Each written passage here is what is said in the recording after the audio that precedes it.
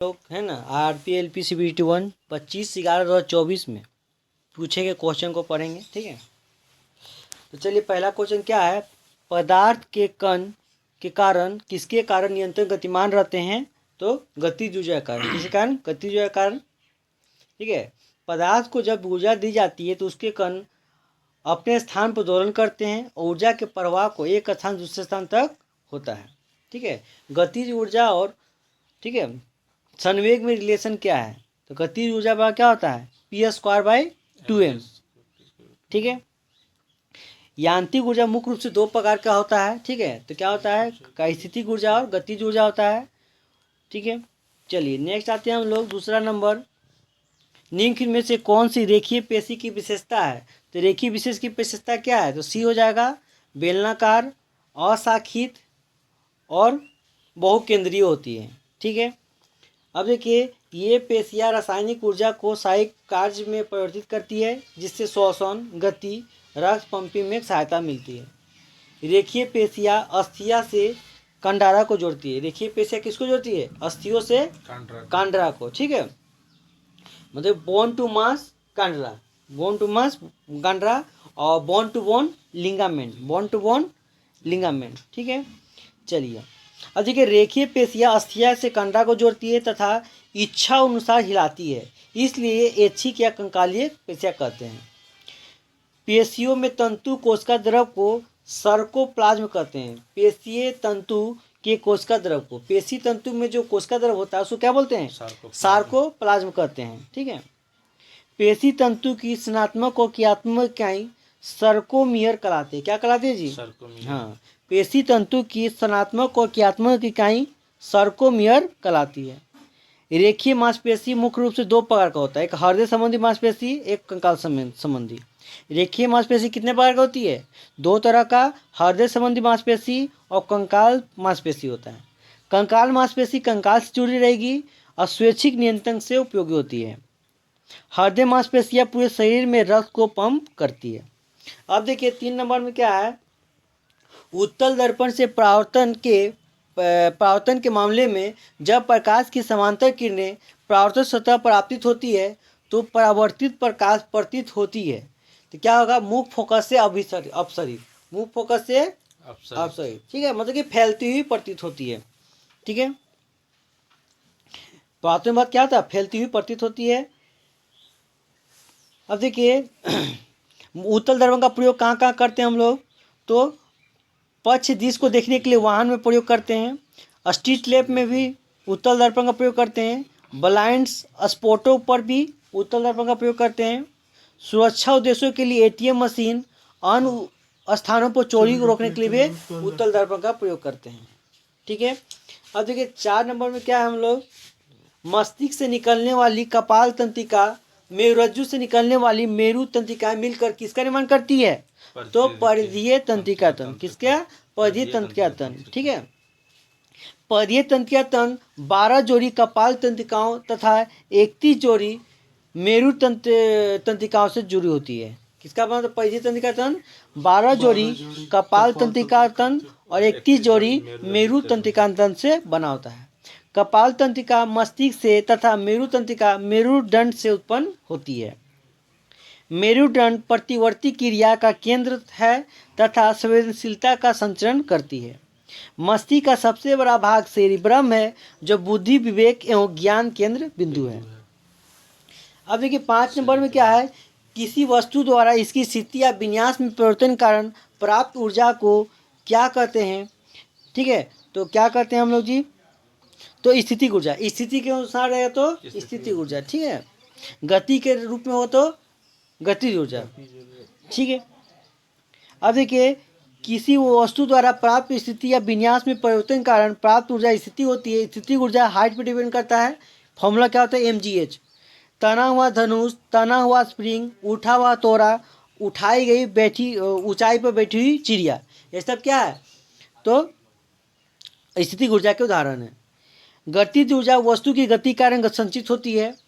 ठीक है, चलिए अब देखिए यांत्रिक ऊर्जा गतिज ऊर्जा और स्थितिक ऊर्जा का सम होता है, योग होता है। ठीक है, एटीपी का उत्पादन सूत कणिका कोशिकांग में होता है। कहाँ होता है जी एटीपी का उत्पादन? सूत कणिका, है ना जी। ठीक है, माइटोकॉन्ड्रिया इसको बोलते हैं, है ना। माइटोकॉन्ड्रिया को हम पावर हाउस बोलते हैं। ठीक है, माइटोकॉन्ड्रिया खोज अल्टमैन ने किया था। किसने किया था? अल्टमैन ने किया था। कोशिका के भीतर ग्लूकोज का ऑक्सीकरण से ऊर्जा मुक्त होना, है ना, तथा CO2 बनना आंतरिक और कोशिकीय शोषण कहलाता है। ठीक, क्या होता है जी? तो ठीक है, तो एटीपी के उत्पादन किसको काम होता है? तो सूतकणिका में। इसका सूतकणिका की खोज किसने किया था? अल्टमैन ने। और इसमें क्या क्या बनता है? तो कोशिका के भीतर ग्लूकोज के ऑक्सीकरण से, ग्लूकोज का ऑक्सीकरण हो रहा है, जब ऑक्सीजन मिले तो ऑक्सीकरण होगा, तो ग्लूकोज पर ऑक्सीकरण से ऊर्जा मुक्त होती है और CO2 मिलता है। CO2 में बनना। ठीक है, ये सब क्या है? कोशिकीय वायवीय शोषण। क्या है? कोशिकीय वायवीय शोषण। कोशिकीय शोषण 3 चरण में होता है। एक ग्लाइकोलाइसिस बोलते हैं, एक क्रेब चक्र होता है, एक इलेक्ट्रॉन का परिवहन तंत्र होता है। ठीक है, ग्लाइकोलाइसिस की प्रक्रिया कोशिका द्रव में होती है। कहाँ होती है जी? कोशिका द्रव में। ठीक है, ग्लाइकोलाइसिस में ग्लूकोज 6C पाइरूवेट में ऑक्सीकरण तथा 2 ATP ऊर्जा प्राप्त होती है। ग्लाइकोलाइसिस में 6 कार्बन का पाइरूवेट में ऑक्सीकरण होता है तथा 2 ATP ऊर्जा देती है। ग्लाइकोलाइसिस को मेस ऑफ पेर्नस पाथवे या EMP भी कहते हैं। क्रेब चक्र और इलेक्ट्रॉन परिवहन तंत्र 36 ATP ऊर्जा प्राप्त होता है। ठीक है, तो क्रेब चक्र और इलेक्ट्रॉन परिवहन तंत्र में कितना जी? 36 ATP ऊर्जा प्राप्त होती है। इस प्रकार कोशिकीय शोषण द्वारा पूर्ण ऑक्सीकरण से 38 ATP। ठीक है, 2 ATP ग्लाइकोलाइसिस से और 36 को क्रेब चक्र से, तो कुल कितना हो गया? 38 गो। ATP का फुल फॉर्म पूछेगा, एडेनोसाइन ट्राइफॉस्फेट। ठीक है, हाँ, इसी को एनर्जी करेंसी बोलते हैं। क्या बोलते हैं? एनर्जी करेंसी, ATP को बोलते हैं। ठीक है, अब देखिए 7 नंबर में क्या है? तारों का टिमटिमाना कौन सी घटना है? तो प्रकाश का अपवर्तन। प्रकाश का, ठीक है, प्रकाश का रंगीन दिखाई देना। ठीक है, साबुन का बुलबुला प्रकाश की उपस्थिति में रंगीन दिखाई देना, प्रकाश का व्यतिकरण। ठीक है, प्रकाश का किसी वस्तु से टकरा के मुड़ना, परावर्तन। ठीक है, अब प्रकाश का क्या होता है? पीप से टकराने के बाद रंगों में विभक्त होना, प्रकाश का अपवर्तन हो जाएगा, विक्षेपण। ठीक है, चलिए अब विवर्तन मतलब, ठीक है, विवर्तन क्या होता है? विवर्तन होता है अपने छाया में घुड़। ठीक है, प्रकाश जब किसी वस्तु पे पड़ती है तो उसको अपनी छाया, वस्तु की छाया में ही प्रकाश का मुड़ जाना। ठीक है, विवर्तन कहता है। अब देखिए 7 नंबर में क्या है? ठीक है, तो जब तारे से आती हुई प्रकाश की किरण वायुमंडल के विभिन्न परतों से गुजरती है तो प्रकाश का वेग बढ़ता और घटता प्रतीत होता है, जिसके कारण तारा टिमटिमाता हुआ प्रतीत होता है।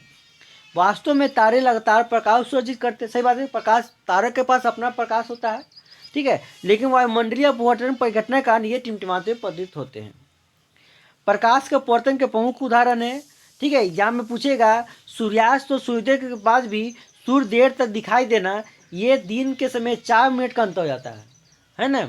2 मिनट पहले, 2 मिनट बाद, है ना, तो 4 मिनट के अंदर हो गया जी। ठीक है, इसको बोलते हैं प्रकाश का अपवर्तन का नियम। ठीक है, स्विमिंग पूल का कम गाढ़ा दिखना, लगता कम है लेकिन जाते हैं तो लगता है ज़्यादा हो गया, है ना। मछली जैसे लगता है, प्रकाश का अपवर्तन। ठीक है, चलिए लेंस का प्रकाश, जल में रखे सिक्के के ऊपर दिखना। ठीक है, जल में रखी हुई पेंसिल का मोड़ा हुआ दिखना। ठीक है, लेंस प्रकाश अपवर्तन से आम प्रकाश करता है। पूछेगा कि लेंस किस पे? तो लेंस प्रकाश अपवर्तन से आम प्रकाश करता है। इंद्रधनुष प्रकाश के वन विक्षेपण, अपवर्तन, अपूर्ण आंतरिक परावर्तन। ठीक है, इंद्रधनुष में सब बोल दीजिएगा। इंद्रधनुष क्या बोलना है? सब बोल देना, खाली प्रकीर्णन छोड़ के। इंद्रधनुष में प्रकीर्णन को छोड़ के बाकी सब बोल देना। अब देखिए 8 नंबर में आते हैं हम लोग, निम्न में से कौन सा उपकरण विद्युत चुम्बकन के प्रभाव का उपयोग नहीं करते हैं? चुंबकीय, है ना, तो किसका नहीं करते? चुंबकीय दिक्सूचक। ठीक है, चलिए, तो माइक्रोफोन में यूज होता है विद्युत चुंबकीय प्रभाव, विद्युत चनित में तो काम करबे करता है, अब विद्युत मोटर में। ठीक है, लेकिन माइक्रोफोन में नहीं होता है। दिक्सूचक सूचक का उपकरण का प्रयोग धारा में चुंबकीय प्रभाव का उपयोग नहीं करते हैं। चुंबकीय कंपास इस सिद्धांत पर आधारित है कि पृथ्वी का चुंबकीय क्षेत्र कंपास के चुंबकीय ध्रुवों को अपनी ओर आकर्षित करता है। चुंबकीय कंपास नेविगेशन में महत्वपूर्ण भूमिका निभाता है। माइक्रोफोन ध्वनि ऊर्जा को विद्युत, एग्जाम यही पूछेगा, माइक्रोफोन क्या करता है? ध्वनि ऊर्जा को विद्युत। मोबाइल में माइक्रोफोन लगाता है। विद्युत जनित विद्युत चुम्बकीय प्रेरण खिंचाव पर कार्य करता है, ठीक है, तथा ये यांत्रिक ऊर्जा को विद्युत ऊर्जा में परिवर्तित करता है ना। विद्युत जनित हम लोग, ठीक है, वो यांत्रिक ऊर्जा को विद्युत ऊर्जा में, या विद्युत जनित किस पे काम करता है, दायां हाथ पे, दायां हाथ पे। चलिए, विद्युत मोटर चुंबकीय प्रभाव पर आधारित है, विद्युत ऊर्जा को ये यांत्रिक ऊर्जा, विद्युत ऊर्जा को यांत्रिक ऊर्जा में, ये जो है बायां हाथ में, विद्युत मोटर बायां हाथ पे कार्य करता है, ठीक है। अब देखिए, इस्त्री, electric toaster, electric oven, electric केतली और इलेक्ट्रिक हीटर, ये सब क्या है, उसमें पावर पे काम करता है, उष्मा लेके ही काम करेगा जी, है ना। चलिए, विद्युत धारा का उसमें पावर पर नियम को जूल का उसमें पावर भी बोलते हैं, विद्युत धारा के उसमें पावर नियम को जूल के उसमें पावर का नियम भी कहते हैं। विद्युत धारा के प्रवाह के कारण उष्मा का फॉर्मूला क्या है, I square R T, H equal to I square R T होता है, ठीक है। अब देखिए, नाइक्रोम का तार का प्रतिरोध ऊंच और गलनांक भी ऊंच होता है ना जी, ठीक है। चलिए, अब देखिए, टंगस्टन का तार का प्रयोग बल्ब में, नाइक्रोम का तार हीटर में, ठीक है, जहां हमको प्रतिरोध हाई चाहिए, करंट को लो करना, प्रतिरोध हाई चाहिए, ठीक है, और गलनांक और प्रतिरोध भी उच्च चाहिए, दोनों उच्च चाहिए, ठीक है। ठीक है, टंगस्टन का कितना होता है गलनांक, 3380 होता है, ठीक है। चलिए, अब देखिए, 10 में क्या है, 2.5 मीटर पर सेकेंड से 10 किलो केजी का द्रव्यमान को त्वरित करने के लिए आवश्यक बल की मात्रा, बल इक्वल क्या होता है, एम ए होता है, फोर्स इक्वल एम ए, तो 2 गुना कर देंगे तो 25 न्यूटन हो जाएगा, ठीक है। अब देखिए, यौगिकों को एक ऐसी श्रृंखला में कार्बन श्रृंखला हाइड्रोजन को एक ही परमाणु समूह में प्रतिस्थापित करता है, उसे समझाते से निकलेंगे जी, और समझाते से CH2 होता है जी, सब में CH2 का अंतर हो जाएगा जी, है ना। और इसका भार कितना होता है, 14 CH2, C मतलब कार्बन का 12, हाइड्रोजन का 2, तो 14 हो जाता है, ठीक है। भारतीय हाइड्रोलिक अम्ल के साथ जल अभिक्रिया करता है तो Q तो निम्न में से क्या होगा, तो H3O और Cl2 C नंबर हो जाएगा जी, ठीक है। अब देखिए, तो 12 नंबर हो गया। 13 नंबर में देखिए, जेली की स्थिति में निम्न में से कौन सी परिक्षेपित अवस्था है, तो 13 के हाथ जेली की स्थिति में द्रव अवस्था परिक्षेपित अवस्था है, जेली ठोस में द्रव का परिक्षेपण है, ठोस में द्रव का परिक्षेपण, ठीक है। अब देखिए, मक्खन, पनीर एवं जेली आदि जेल प्रकार के कोलॉइड हैं, मक्खन, पनीर और जेली आदि जेल प्रकार के कोलॉइड्स हैं। कोलॉइड्स में परिक्षेपित माध्यम में परिक्षिप्त अवस्था को छितर पितर कर दिया जाता है। कोलॉइड बिस्मांगी है जी, नीलंबर भी बिस्मांगी है, ठीक है। एरोसोल गैस में द्रव या गैस में ठोस का परिक्षेपण होता है। पायस में द्रव और द्रव का परिक्षेपण, पायस में क्या होता है जी, द्रव और द्रव में परिक्षेपण होता है, ठीक है। अब देखिए, रक्त सोल क्लोराइड है, रक्त क्या है जी, रक्त सोल क्लोराइड, एग्जाम में पूछेगा, दूध पायस क्लोराइड है और रक्त सोल क्लोराइड है, ठीक है। अब देखिए, 14 में संतुलित करना जी आपको, ठीक है, तो इसका क्या हो जाएगा, बी हो जाएगा जी, तो कॉपर ऑक्साइड और NH3, ठीक है, सॉल्व किया हुआ है, ठीक है। संतुलित अभिक्रिया में कारकों की कुल परमाणु प्रतिफल के कुल परमाणु के बराबर होती है, ठीक है। यदि कोई रासायनिक समीकरण में परमाणुओं की संख्या समान नहीं है हो तो ऐसे रासायनिक समीकरण को कंकाल रासायनिक समीकरण कहा जाता है, ठीक है। अब देखिए, गुरुत्वाकर्षण बल क्या होता है, F इक्वल टू G/m/x² होता है जी, तो फोर्स वाला क्या होता है, गुरुत्वाकर्षण ये तांग into mass earth into mass moon बटा दोनों का डिस्टेंस का स्क्वायर, ठीक है, दोनों के बीच का डिस्टेंस का स्क्वायर, ठीक है। तो वही आपको 15 नंबर क्या बोल रहा है, तो क्या होगा, तो पीसीबी एक और एक दूरी पर रखे, 100 में एक पर लग रहा है, अगर दूरी को दोगुना कर दें तो दोगुना करेंगे तो स्क्वायर में हो जाता है जी, 4 हो जाएगा, है ना, तो 4 हो जाएगा तो 1/4 हो जाएगा, ठीक है। चलिए, नेक्स्ट आते 16 में, किसी परमाणु का मान किसके बराबर होता है, तो किसी परमाणु के नाभिक में उपस्थित प्रोटॉन की कुल संख्या, परमाणु संख्या बोले तो प्रोटॉन की कुल संख्या, ठीक है। उदासीन बोलेगा ना तब प्रोटॉन इलेक्ट्रॉन बराबर होगा जी, बोले परमाणु उदासीन है तो प्रोटॉन और इलेक्ट्रॉन बराबर, ठीक है। और वही परमाणु का भार बोले तो नाभिक में प्रोटॉन और न्यूट्रॉन की कुल संख्या, जी। ठीक है, कुल योग। लक्षण निम्नलिखित में से किससे प्रभावित हो सकते हैं?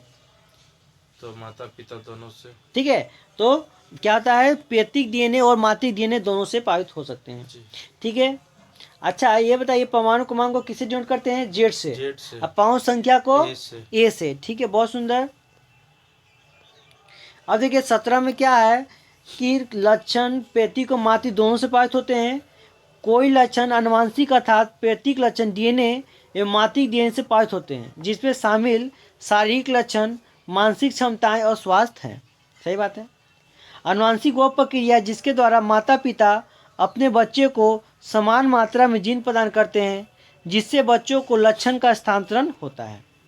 अब देखिए कुछ प्रमुख लक्षण जो मातृक डीएनए एवं पैतृक डीएनए से प्रभावित होते हैं। ठीक है, जैसे आंखों का रंग, ऊंचाई, एल्बिजिन, हंटिंगटन रोग और फेनिलिक्टोरिया, ये सब क्या है? तो मातृक डीएनए और पैतृक डीएनए से होने वाला रोग। आंखों का रंग का निदान होता है, ऊंचाई में वृद्धि, ठीक है, और हंटिंगटन रोग, ये सब क्या होता है? माता पिता के डीएनए से संबंधित है। अब देखिए 18 के निम्न में कौन सा विकल्प उन धातुओं को दर्शाता है जो ठंडे जल से अभिक्रिया नहीं करते? तो एल्युमिनियम, आयरन और जिंक। ठीक है। अब देखिए सोडियम तो जल से करता ही है, जी। ठीक है, सोडियम पोटेशियम करता ही है, सोडियम पोटेशियम है ना, ये सब में सोडियम भी है, हाँ। पोटेशियम भी, तो ये सब करता है, हाईली रिएक्टिव है। ठीक है, तो सोडियम पोटेशियम कहाँ रखते हैं? किरोसिन तेल में। कहाँ रखते हैं? किरोसिन तेल में रखते हैं। अब देखिए एल्युमिनियम जो है ना, ये भाप के साथ, किसके साथ करता है? एल्युमिनियम भाप के साथ। भाप के साथ अभिक्रिया करता है। ठीक है। अब देखिए कैल्शियम और मैग्नीशियम ठंडे जल से अभिक्रिया करते हैं। कैल्शियम मैग्नीशियम किसके साथ करता है जी? ठंडे जल के साथ। ठंडे जल और मैग्नीशियम के साथ करता है, मतलब ठंडे जल के साथ कैल्शियम और मैग्नीशियम करता है। एल्युमिनियम किसके साथ करता है जी? तो भाप के साथ। ठीक है, चलिए। और कॉपर, सोना और चांदी क्या था? किसी के साथ अभिक्रिया नहीं करता है जी। अब देखिए 19 में क्या है, निक में कौन सा कदम परितंत्र के संबंध में संबंधित सही है? तो बी नंबर सब है सही। इसमें जीवधारियों में युक्त जैविक घटक सम्मिलित होते हैं। सही है। सभी हरे पौधे कुछ जीवाणु उत्पादक होते हैं। सही है। अब घटक जटिल कार्बनिक को सरल कार्बनिक पदार्थ में विघटित कर देते हैं, तो तीनों सही है। ठीक है। अब देखिए अपघटक में जीवाणु को शामिल होते हैं अपघटन में, यही लोग करता है ना जी। जी। कवक, मशरूम कवक जी। है ना, इसको सूरज का रोशनी नहीं चाहिए। परिस्थिति कारण के पर्यावरण में मौजूद जीवों के वितरण, व्यवहार और क्रियाशीलता को प्रभावित करता है। पारिस्थितिकी कारक अजैविक और जैविक दोनों होते हैं। अजैविक कारकों में शामिल तापमान होता है जी, सूर्य तापमान, सूर्य का प्रकाश तापमान, मिट्टी, जल और ध्वनि। पूछेगा एग्जाम में कि तो अजैविक कारक कौन है? तापमान, सूर्य का प्रकाश, वायु, मिट्टी, जल और ध्वनि, ये सब क्या अजैविक कारक है। जैविक कारक कौन है? विशिष्ट प्रजातियों की उपस्थिति, प्रजातियों के बीच प्रतियोगिता, परजीवी और पीडेट्स। सही मिलान करना है। स्त्री केसर है ना, सही मिलान करना आपको, तो क्या है? स्त्री केसर का सूजा हुआ निचला भाग क्या कहलाएगा जी? अंडाशय। तो अंडाशय होगा। स्त्री केसर का मध्य भाग को वर्तिका बोलते हैं, और स्त्री का शीर्ष भाग को वर्तिकाग्र बोलते हैं। अंडाशय में बीजांड होते हैं। वर्तिकाग्र एक चिपचिपा मोम जैसी संरचना होती है जो परागन के दौरान पराग प्राप्त करता है। पुंकेसर पुष्प का नर जन्म भाग है जो पराग उत्पन्न करते हैं, है ना। अब देखिए परागकण पराग कोश के अंदर होता है। परागकण कहाँ होता है? पराग कोश के अंदर होता है ना। अब देखिए पराग कोश से परागकण निकल कर वर्तिका होते हुए अंडाशय में जाता है। ठीक है, चलिए इस तरह निषेचन होता है। चलिए ये कंप्लीट हो गया हम लोग।